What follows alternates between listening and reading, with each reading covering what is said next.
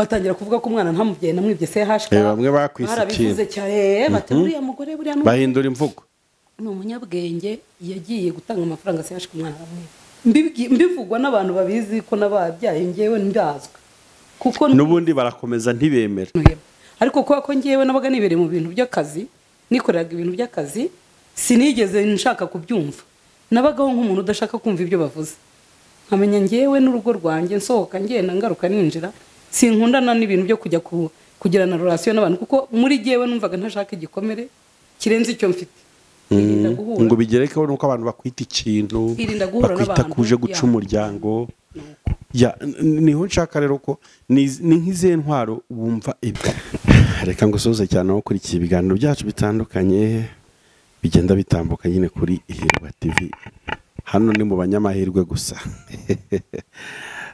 amahirwe ariko akomeye ya mbere nayo kumenya Yesu Kristo cyangwa se nayo kwakira Yesu Kristo nk'umwami n'umukiza rero murabitwereka buri munsi ko bwije no ko bukeye ko mukurikira ibiganiro nyine bitandukanye bica hano kuri iyi chaîne ya Hirwa TV nkaba uyu munsi nahawe inkoni y'ubushumba kugira ngo nyobore ibiganiro bigiye guca kuri iyi channel cyangwa se uyu munsi none nyobore kino kiganiro ngiye nitwa Bikemo hari abatuziranye bagiye batandukanye turi kuri Hirwa TV rero dusuhuje n'umuyobozi wa Hirwa TV ari we Mama Hirwa reka twisanzure muri uru rugo rero tugiye kugana n'umuntu ubona kuri kamera zacu kandi mu by'ukuri afite ikintu atuzaniye gikomeye reka mbatera amatsiko mvuga ngo gikomeye ariko ntuze gucikwa namba n'iki kiganiro kuko ndabizi ugiye kunguka byinshi cyane birimo kumenya ubuzima birimo kwiga bundi bushya birimo kutirara birimo gutanga amahirwe ya kabiri iki kiganiro mbega nutarangara uragihuriramo n'Imana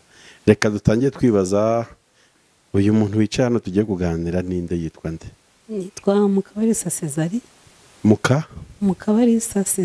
Mukabarisa Cezari amakuru Cezari amakuru ni meza umeze neza yego turashima Imana ndagira mbaza mbwira ko wambaye neza murakoze cyane wambaye neza urasa neza mu izina rya Yesu ubundi Mukabarisa Cezari atuye hehe se n'umukobwa n'umumama kubakurikiye ikiganiro kugira ngo baze kubanza gusobanukirwa ibyo ngewe ntuye ndi umudamu w'umwana umwe n'umugabo umwe ntuye Nyamirambo utuye Nyamirambo yego ese uwo mwana yitwa nde kugira tuze ngo mama runaka umwana yitwa Irakoze Lilia ubwo tugiye kuganira na Mama Lilia yego yes Mama Lilia ubundi ni umukristo Mama Lilia ni umukristo arasenga umudivantiste umudivantiste yego ni nk'ikintu kihe cyagushimishije bwa mbere winjira mu badive ukigera mu rusengero utajya wibagirwa mu rusengero kuhagera ni ukusabana n'Imana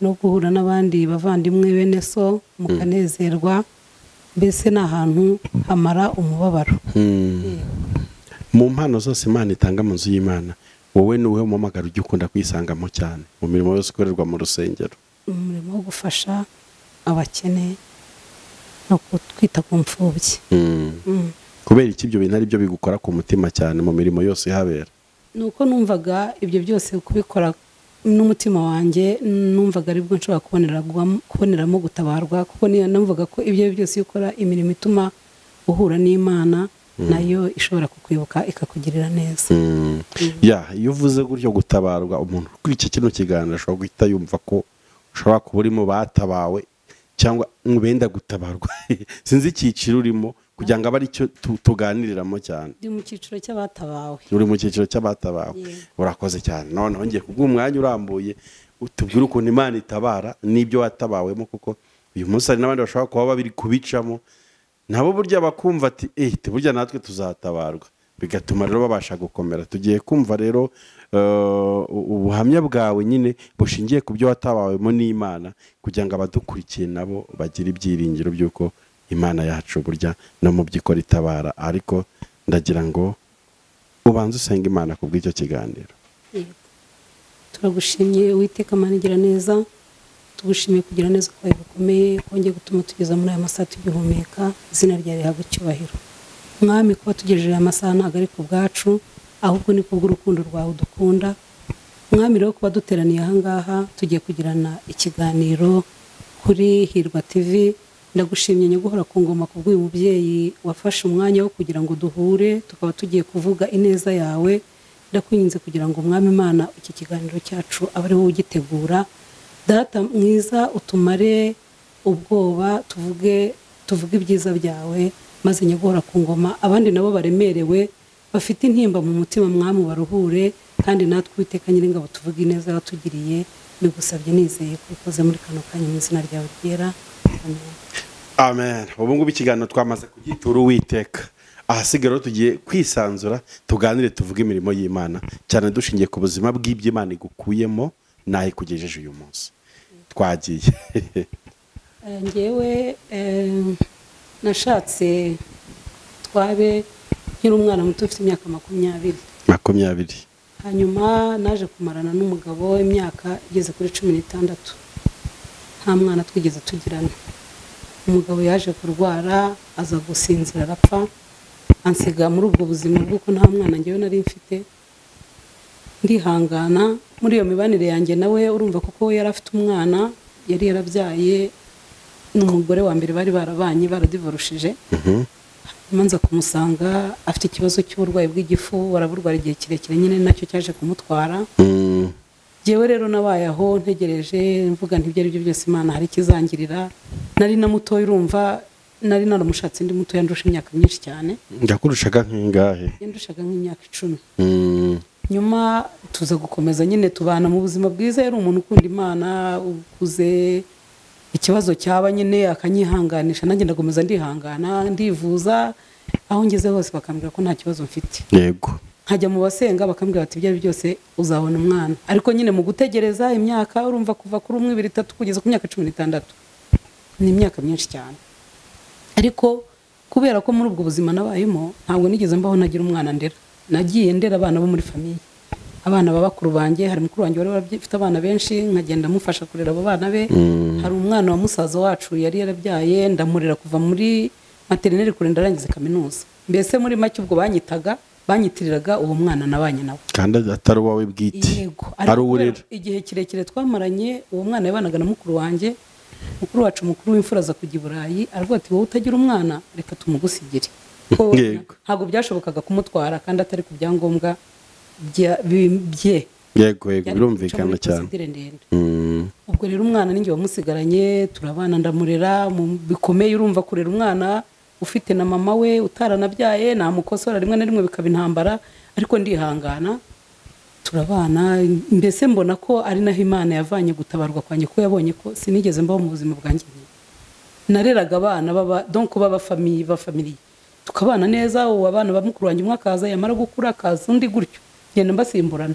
Ni ukuvuga ngo uwo musaza wanjye nambanye kugeza arangije kaminuza, yavuye iwanjye naramaze kubona umwana wanjye, naramaze kubyara. Yego. Ubwo rero uwo mugabo yaje gusinzira, nyine yaje gupfa muri 2016. Mbaho ndavuga ibyo ari byo byose, ninjye ufite ikibazo cyo kutabyara. Urumva ninjye wari warishyizemo ko ntabyara. Nta wabimbwiye, muganga akambwira nta kibazo, ko nagiye nivuza bikomeye, baranzibura amatrompe, bagira gute. Yewe intambara yanabaye maze kubagwa, bambwira ngo ni ikibazo cya trompe yazibye, bambagiye Kabgayi. Intambara yabaye maze nk'ukwezi kumwe mvuye ku iseta. Hanyuma mbaho ndavuga uko biri kose sinzongera gushaka umugabo, kubera ko numvaga muri gihe ninjye utabyara nzashaka umugabo wo gukora iki. Yego. Bari wabyishyize mu mutwe ati namaze kubisetinga ko ninjye ufite ikibazo. Mbaho ngaho rero ubwo 2016 na 7 n'umunani, imyaka 4 haje kuza umuntu gutyo w'inkonkobotsi twakundanye duhuriye mu nzira. Ambonye gutyo gusa ukuntu nari nemereye, arambwira ati ko nagukunze. Nkajya muganira, rero ngewe sinkundika kandi ni umuntu mukuru, mbese nkumva ntashaka ko navuga iyo sije. Aho wari ugeze nko mu myaka ingahe? Nari ngeze muri 30 na. Yego. Ningahe kuko ndumva nabyo mfite 38. Yego. Ati sinkunditse. Ndamubwira ngewe ntago nakundwa kuko ngewe simbyara kwanza. Ati sibyo ngibyo ndabimubwira, ndabimusobanurira. Nashatse umugabo tumarana imyaka, arapfa gutyo, ariko ngewe nta mugabo ntiganya kugira gushaka. Yaje gukomeza nyine angendaho, nkajya mwereka ko ntashaka kugirana gahunda nawe, mbese shwi. Ariko buriya gahunda y'Imana ntabwo umuntu amenya uko bigenda. Yego. Byaje kuba ngombwa ko nanjye nibonye mfite inda, sinzi uko byagenze, tuhita tunakora ubukwe. Birangira bityo. ubwo ndabyara nyine birangira mubanye n'uwo muntu turasezerana mu rukiko mbese mu rusengero byose tuba turabanye nk'umugore n'umugabo ubwo umwana mba ndamubonye nyuma y'ibyo urumva nta n'undi nongeye kubona byahise byongera birihagarika iby'urubyaro yego byongera birihagarika ariko ndavuga uko biri kose reka nshima Imana kuko nari narayibwiye nanjye ngo nindamuka mbonye umwana mu mutima wanjye nzajya mu ruhame rw'abantu benshi ubwo nari nibagiye ko Padiri Baridi yigeze kuza i Kigali hari umumama wari utuye kuri RP ahantu namanukiraga witwa Mama Florence naje kumusanga ndamuga ku Mama Florence ko muri abakatolike kandi bakabambwira ko hari umupadiri umuntu ajya yandikira ngo akamusaba ko amusengera akabyara wabinkorera arambwira ati nta kibazo nandika urupapuro ndarumuhereza ngo yaje kurumushyira hanyuma Padiri Baridi yaje kuza ngo kuri stade avuga ko hari umuntu yasengeye umaze imyaka 20 ngo Imana iza kumuha urubyaro ndavuga uwo nta wundi ninjye shingiye ku myaka nari imaze shingiye ko nanamwandikiye numvise ari njye bahise wikira muri icyo kintu mpita ndabasaba ndavuga noneho mwebwe mumbwire igihe azagarukira yewe nzajya gutanga ubuhamya kuri stade urumva sinari mu katolika ariko kuko nari narahize umuhigo ko nindamuka mbonye umwana nzajya kubivuga mu ruhame rw'abantu benshi byarabaye yaje kuza aza kuri stade Amahoro no regional Nyamirambo njyayo ndagenda mfata umwana wanjye saba ijambo kwa kundi urabona baba bafite gahunda z'abantu benshi baza kuvuga ndagenda ndavuga ngewe nabwiye Imana ko nindamuka mbonye umwana ngomba kuzajya kuvuga mu ruhame naragiye n'umwana wanjye bampa ijambo urumva wenda n'iminota mike bivuga ndashima kuri stade ndavuga nti Imana ndagushimiye ko wampaye umwana kandi nane nabigusabye kandi naravuze ko nzahigura umuhigo wo kujya kuvuga mu bantu icyo gihe nahamagawe n'abantu benshi bambaza bati se tubwire donc amatelefone birumvikana cyane ariko ndavuga mu mutima ndanezerewe nagiye nshaka kenshi kugira guhura n'abantu nanjye nkorana ikiganiro gutya kuko hari undi muryango nzi nawo wagize ikibazo cyo kubyara bamaze imyaka 19 amahirwe narabimubwiye noneho ngiye nkora nshaka kuvuga ngo nzajye gutanga ubuhamya ariko nabibwira umugabo nkabona ntago byakiriye neza nkabona ntabishaka nanjye ndavuga nireka nceceke bidatera ikibazo yego mbana nabyo ejo bundi rero sinzi ukuntu nari ndi kureba kuri YouTube mu gitondo mbonaho message y'uyu mumama amahirwe simuzi ntabwo nari muzi ni ubwa mbere utunabonanye amaso ku maso wow ndavuga nti kubera ko numvise ubuhamya bw'uyu mudamu wamaze imyaka 15 jewe naramaze 20 icyo ngiye gukora nta kindi ngiye kumurokirita tuvugane tuzahure mbese tuvugane uburyo aya mahwa n'iki kigeragezo ukuntu kijomba umuntu nafamagara maze kumamagara ndamubwira nti uraho ngiye nitwa gutya numvise ubuhamya bwawe numva ngomba kuzahura nawe kugira ngo tuganire ku bwayo mahwa yatujombye arambwira ati ndishimye ati birandenze ngo yari arimo kujya mu bukwe ahantu nuko rero tugomeza duhana gahunda zo kugira ngo tuzahure umunsi rero n'isaha byaro uyu munsi birageze turahuye nicyo kituma naje aha ngaha kugira ngo tuganire ku iki kiganiro cyane rwose ibindi Imana iduhana umugisha none uyu munsi wa none harya ni Mama Lilia uyu munsi rero umeze ute ubayeho gute uwo mwana ameze ute afite imyaka ingahe umwana afite imyaka mu kwa 9 imyaka 12 araho ariga mu wa 5 umwana w'umukobwa mwiza nashimye Imana kuko yampaye umwana rwose ntacyo nyishinja hari benshi muri ubu buzima cyane cyane ibintu by'urubyaro muri iki gihe ni ikigeragezo gikomeye nzi benshi cyane nabwiye umumama ni turamuka dukoze kino kiganiro nzi benshi cyane hari abageze mu myaka yo kutasobona no kubabona hari abakiri batoya mbese nzi benshi hari abantu benshi bafite icyo kibazo cyo kuba barahuye n'ikigeragezo cyo kutabona umwana ariko nimba hari ikigeragezo kiryana kurenza ibindi nicyo ngicyo nicyo uretse kugirirwa ineza n'Imana ikaguha kubyakira njye narabyakiriye nta muntu wamenyaga ko ntagira umwana uretse kuba nabikubwira ubundi kuri ngewe nabaga mfite morale nabaga mbyibushye sinigeze ngira ikintu cyo kuvuga ngo nduma ngo nkomereke oya nari nariyakiriye ndavuga ngo Mana niba mu bana biwacu 7 cyangwa 8 akaba ari gihe wavuyemo nkabura urubyaro umukongo wari wakangahe mu rugo ngendo wa 7 uri umuherereze nako oya nyuma yanjye hari undi umwe nyuma yanjye hari undi umwe ariko ngendo wa 7 mu bana biwacu nyemerera gato nse no gusubiza inyuma igihe wari mw'ubwo buzima nyine bwo kubura urubyaro wakiraga yahemajwe ameze ute haba mu muryango no mu nshuti zawe zitandukanye?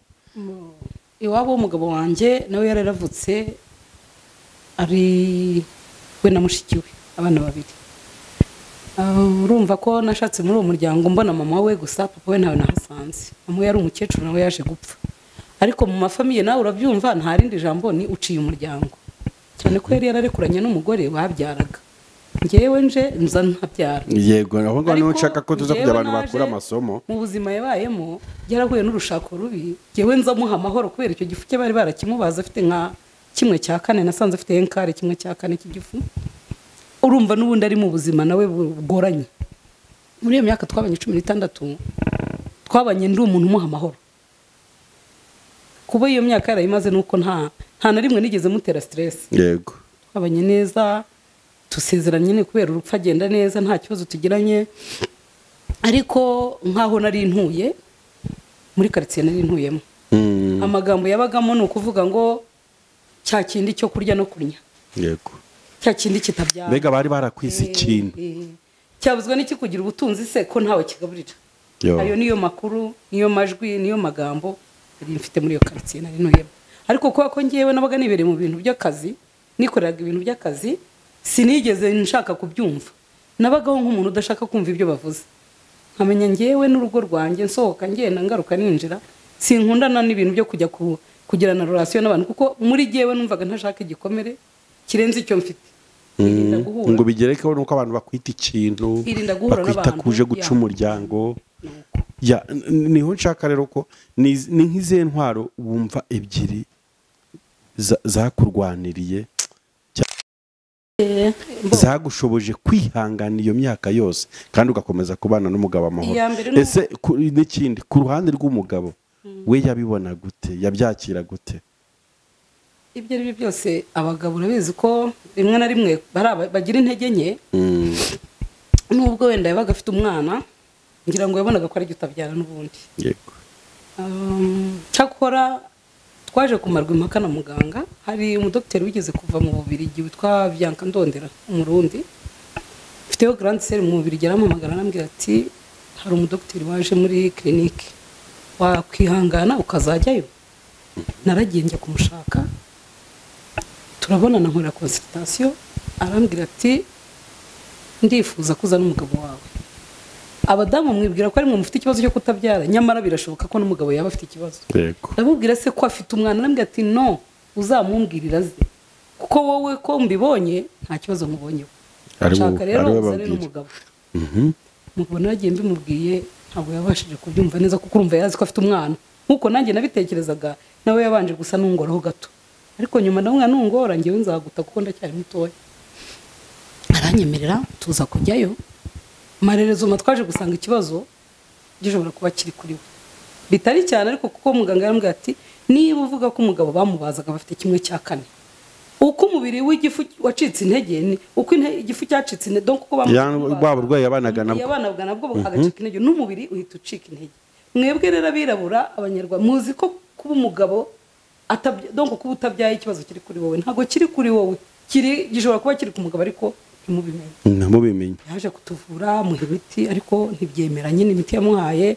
Arambwira ati nimba umuntu yari umuntu uri normal abasha kurya 2 ku munsi akaba arya inshuro 5 ku munsi, uvuga ngo umubiri wacitse intege n'ibindi byose bitabicika intege. Anatuvuye nta gihe kirekire urebye cyashize, ubwo nyine byaje kuba ngombwa ko cya gifu kibyanga nyine, uko birangira kimutwaye. Umbaho nyine mvuga ngo uko biri kose noneho nibuze na wa muganga atumye ngira morale yo kwibaza ko atari igihe ufite ikibazo, ariko nanone umutima ukabyanga akavuga ngo yenda yamba naratinyutse kugira indi nzira nyuramo, yenda naba naramubonye. Ariko byaje kuboneka ko uko biri kose atari igihe wari ufite ikibazo, kuko nyuma iyo myaka agiye ine namaze yewe nahise nsama nta indi nzira nyuzemo, nta wundi muntu wamvuye, nta kindi kibazo nagiye kubona, gusa mbona natwese. Yego, kimara kugera mu rundi rugo. Yego, nibyo narindi kukubaza noneho nize ntwaro umva zagutsindishije ubasha kwihangana abantu bagutuka uri kumwe n'umugabo ngiye kingana gutyo ugategereza Imana mpaka. ni ugusenga, kuko gusenga no kwakira ikigeragezo uhuye nacyo bituma ugira kwihangana, kandi kwihangana bitera kunesha. Yego, baravugaga njyewe singiraho umurira nawe njye ngakora. Iyo bavuze njye ngakora, noneho muri uko kuvuga byatumye none uwo nabanaga nawe kubera ko nta stress yanteraga, naravugaga niba bavuga bari arabo hanze, uwo mbana nawe ntantera ikibazo, njyewe reka mbihorera. Ariko urumva abagabo nyine mugira intege nke cyane kwiyosesha. Ntibyabuzaga ko wenda natekereza kujya gushaka wenda n'abandi bana hanze, avuga ko ari ufite ikibazo, ariko nyine nawe birashoboka ko yabaragiyemo ntanababone, kuko nzi uburyo nigeze kumenya ko yagiye gushaka umwana, ndanamubwire se ubwo ni wowe wagombye kujya gushaka umwana cyane njye wagombye kujya kumushaka. Ariko nyine ndamubabarira kubera yuko yabonaga yenda ko ari njye ikibazo yaragiye kuverifiya, ariko birangira nyine atari abonye ko atari njye, kuko sinzi uko byagenze. Ubwo nanjye nabibonye gutyo. Gusa icyo nshimira Imana ni uko hari ibyo yankoreye, kandi ari nabyo bitumye ndicaye hano kugira ngo nishime. Ujya utekereza ibyo kongera gushaka buriya? Umugabo ndamufite. Uramufite? Harya? Yego. Reka noneho turebe umuntu ukurikiye kino kiganiro uri kukireba, uri mu buzima ubwicayemo uyu munsi nk'ubwo wari wicayemo icyo gihe, wamugiriza ihe nama? Wamufasha ute agusanze? Ikintu namufasha cya mbere ni ukumubwira ko agomba kwihangana mu kigeragezo afite. Ibintu byo kubyara ni igeno ry'Imana. Urumva niba uvuka mu bana 6 7 bikavamo akaba ari wowe Imana ivuga ngo ngiye kuguha cya kigeragezo. Ubundi ijambo ry'Imana ritubwira ko nta kigeragezo kigera ku mwana umwana w'umuntu Imana itabonye kubasha kukihanganira. Birashoboka ko yakimpaye izi ko ari byo ugomba kukihanganira, birashoboka ko yagihaye mu mahirwa ibizi ko ari ugomba kukihanganira. Iyo ikiguhaye rero ugomba guhatana no gusenga Imana uyibutsa ngo Mana cya kigeragezo cyanjye uzakinkuramo bigenze gute. Hari n'igihe byanga ntukivemo, ariko ikabona ko ari wowe ugikwiriye. Ni ukuvuga ngo rero ikintu cya mbere umuntu agomba kubaho mu bibaho byose, tugomba guhora dushima, tugashima ko Imana yemeye ko ari wowe ibonye ko ugomba kunyura muri icyo kigeragezo. Byaba byiza yabona uko wacyitwayemo ikazagutabara ikakigukura. Itagutabara kandi nabwo ukazakigumamo kuko ari wowe yabonye ko ugikwiriye. Ubwo nyine niho ubuzima bwawe buzarangira, kuko siko twese dusaba ngo duhabwe. Ashwe.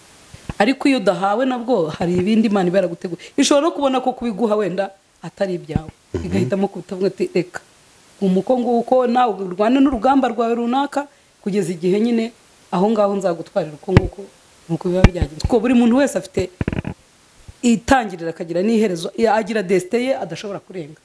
Imana yaravuze ngo ni wowe nzaha kunyuzwa mu rubyaro. Nk'ubwo nakubwiye ko mfite umuvandimwe nkurikira ufite abana 8. Yego. Ubwo rero ikigeragezo cya mbere ni ukumenya uburyo umuntu agomba kucyitwaramo. Nimba ari ikibabaje ukamenya uko kiba, mugasenga Imana ukibwa Imana mpa kwihangana. Njya mbona abamama benshi bahura n'ikigeragezo cyo kutabyara, kwiyakira birabananira, ugasanga umuntu yarumye ahora atekereza nta kintu na kimwe wakora ngo ubone umwana. Yego. Uretse yenda amahirwe twagize yo kuba basigaye barazanye ikoranabuhanga ukagenda bakagutera, nabwo hari igihe babikora bikanga. Ariko hamwe n'Imana no gusenga ushobora kugira gutyo ukabona biremewe. Nta kintu wakoze warirwaniriye bikanga, ku muntu atwanyuma ikakubwira iti ndaje ntabaye. Yewe narabyaye abantu bavuga amagambo batangira kuvuga ko umwana ntamubyaye namwibye se hashika. Bamwe bakwisikiye cyane bati uriya mugore buriya bahindura imvugo. Ni umunyabwenge yagiye gutanga amafaranga se hashika umwana aramwiba. Mbivugwa n'abantu babizi ko nababyaye ngewe ndazwe. Kuko nubundi barakomeza ntibemera. Ni ukuvuga ngo urumva iyo wagize iyo myaka ingana gutyo kugira ngo abantu babyumve ni intambara. Kandi noneho ntwite nta muntu wigeze abimenya, ntabwo bamenye ko ntwite, kuko ntabwo wari ugenda ubivuga. Ngiye narinze ngira amezi 6 mbwira nabo bakuru banjye bari hanze mfite bati uratubeshya. Njya kwa Claude, Dr Claude ancisha muri ecography arambwira ati utwite umwana w'umukobwa kandi yaranahindukiye. Mbibabwiye byabaye inzozi kuri we, kubera ko nyine umuntu arakurura yareba iyo myaka akibaza ngo kubera iki yagiye bitari byarabaye ubu bije gute. Ariko kubera Imana mu kanya nk'ako guhumbya mumenye uko bigenze. Hanyuma abandi bari bazi gutyo batangiye bahinduramo ibindi. Yego. Ndababwira niba muzi ko hari umuntu nabashije kujya kwiba umwana, nihagira uzankurikirana ubwo niho nzamenyera ko ariko kubw'amahirwe umwana yaje ari foto original ya se, amagambo ashira ivuga ati nowe kuko biragaragara. birangira bityo. Urakoze cyane. Hari abantu bakurikiye kino kiganiro batandukanye bajya bakenera kuvugisha abantu nkamwe nyine muba mwatanze ibiganiro gutya kugira ngo wenda babaze n'ibindi byinshi bitandukanye tutabasha kuvuga mu mwanya muto tuba dufite, bashobora kukubona kuri adresse. Telefone yanjye ni 0782 48 94 24. Iyo niyo nkoresha kuri WhatsApp. Ariko mfite n'indi sinzi niba zose nazo. Nta kibazo. Indi ni 0781 62 14 522. Yes, reka ngushimire cyane wari ukurikiye Hirwa TV mu kiganiro cy'ubuhamya nyine bw'uyu mumama twicaranye. Tubonye ko nta hantu kure Imana itakura umuntu. Uyu munsi ushobora kuba uri mu buzima bugoye bukuruhije, waburiye igisubizo, wumva byacitse ndetse ugambirira no kwicira inzira, ariko tubonye ko yatsindishirizwe n'intwaro cyane yo kwihangana no kudasubizanya n'abamuvugaga, bamwitaga ibindi, bamwitaga ikintu, ariko agakomeza gahunda ze akabihorera cyangwa se akabareka. Nawe rero izo ntwaro zirwanishije no kuri watsinda, kandi nyine umuririmbyi yaremye ngo ikorera umusaraba wawe kugeza imperuka, niho uzabona ingororano yawe. Mwese rero ndabashimiye mwabashe gukurikira ikiganiro twarimo tugirana. Ibiganiro byacu birakomeza uko bwije n'uko bukeye. Imana ibaha umugisha cyane. Amen.